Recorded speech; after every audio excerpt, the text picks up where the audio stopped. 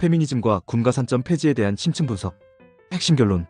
1999년 군가산점제 폐지는 한국 페미니즘 운동의 중요한 이정표였으며 단순한 제도 개선을 넘어 구조적 성차별 해소와 평등권 실현을 위한 상징적 승리였다. 이 사건은 여성의 공직 진출 확대와 사회적 약자 보호라는 실질적 성과를 가져왔지만 동시에 젠더 갈등의 새로운 양상을 만들어내며 한국 사회의 성평등 논의를 한 단계 진전시켰다. 1. 군가산점제의 역사적 전개. 제도의 도입과 발전. 군가산점제는 1961년 군사원호 대상자 임용법으로 시작되어 38년간 지속된 제도였다. 초기 2년 이상 복무자에게 만점의 5%, 2년 미만 복무자에게 만점의 3%를 가산하는 방식으로 운영되었다. 제도의 실질적 영향.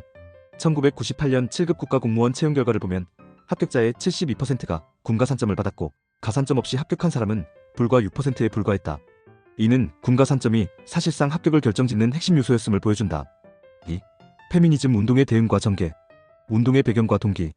1980년대 후반부터 여성의 사회 진출 증가와 IMF, 외환위기 이후 공무원 선호 현상이 맞물리면서 군가산점제에 대한 문제 제기가 본격화되었다. 핵심 행위자들. 이화여대 교수와 학생들. 1994년 최초 문제 제기. 한국여성단체연합. 1998년 헌법소원 청구 의지 표명. 이석연 변호사. 헌법소원 주도, 위원 결정 이끌어냄. 정강용 장애인 남성. 헌법소원 공동 청구인. 운동의 전략과 접근. 여성단체들은 이 문제를 여성만의 문제가 아닌 시민사회 전체의 평등권 문제로 프레임화했다. 이를 통해 여성단체뿐만 아니라 장애인단체, 청년단체, 법조인 등과의 전사회적 연대를 구축했다. 3. 헌법재판소의 위헌 결정과 그 의미. 위헌 결정의 주요 근거. 1999년 12월 23일 헌법재판소는 전원일치로 위헌 결정을 내렸다. 주요 근거는 다음과 같다. 헌법상 근거 부재.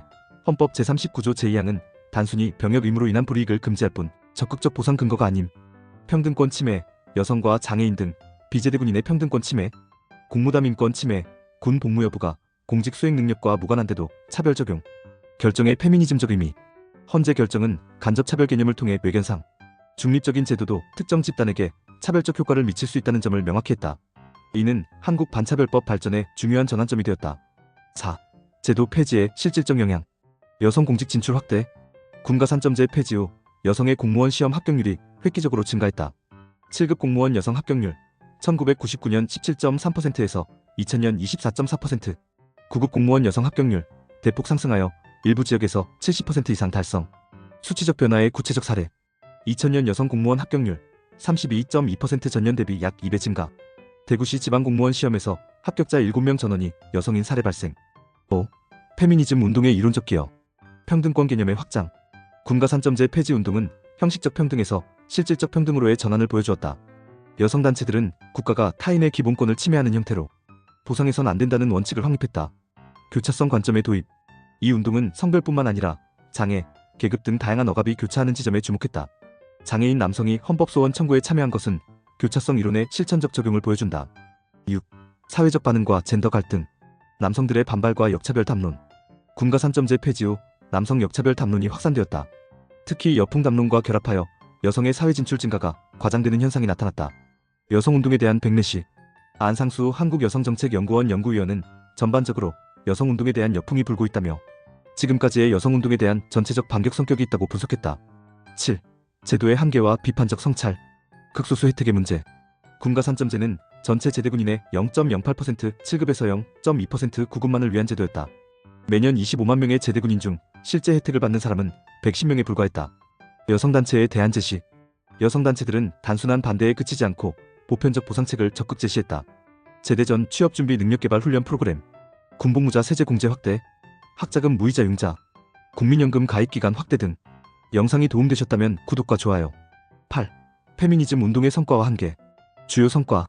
법적 승리, 헌법재판소 위헌 결정 획득, 실질적 변화, 여성 공직 진출 기회 확대, 담론적 전환, 평등권 개념 확장과 간접차별 인식 제고, 연대 구축, 여성장애인, 시민사회 연대 네트워크 형성. 운동의 한계. 남녀 대결 구도 심화, 의도와 달리 성별 갈등 양상으로 변질, 대중 설득 부족, 사회적 합의 형성 미흡, 지속적 대응 체계 부재, 제도 폐지 후 지속적인 백례시에 대한 대응 부족. 9. 국제적 맥락과 비교. 한국의 특수성. 한국의 군가산점제 폐지는 징병제 국가에서 성평등 실현의 선구적 사례였다. 다른 징병제 국가들이 주로 경제적 보상에 의존하는 것과 달리 한국은 평등권 관점에서 제도를 근본적으로 재검토했다. 국제여성인권 규범과의 연관성. 이 운동은 유엔 여성차별철폐협약 CEDAW과 사회권 규약의 차별, 금지 원칙과 부합하는 방향으로 전개되었다. 10. 현재적 의미와 과제. 지속되는 쟁점. 군가 3점제는 26년이 지난 현재도 정치적 쟁점으로 남아있다. 이는 젠더 갈등의 구조적 성격과 병역제도의 근본적 모순을 보여준다. 페미니즘 운동의 과제. 구조적 차별 해소, 공무원 시험 외 다른 영역의 성차별 문제 해결, 남성과의 대화, 대립보다는 상호 이해를 통한 해결책 모색, 교차성 관점 확장, 계급, 지역, 나이 등 다양한 정체성 고려. 결론. 군가 3점제 폐지는 한국 페미니즘 운동이 이룬 가장 중요한 제도적 성과 중 하나였다. 이 운동은 38년간 지속된 차별적 제도를 철폐하고 여성의 공직 진출 기회를 획기적으로 확대했다는 점에서 실질적 평등 실현에 기여했다. 동시에 이 사건은 페미니즘 운동의 전략적 성숙을 보여주었다. 단순한 여성 문제가 아닌 사회적 약자 전체의 평등권 문제로 프레임을 확장하고 다양한 시민사회 세력과의 연대를 통해 승리를 이끌어낸 것은 운동의 전략적 진화를 보여준다. 그러나 이 성과는 새로운 젠더 갈등의 양상을 만들어내기도 했다. 남성 역차별 담론의 확산과 여성운동에 대한 백내시는 평등 실현의 복잡성을 보여주며 지속적인 사회적 대화와 합의 형성의 필요성을 제기한다.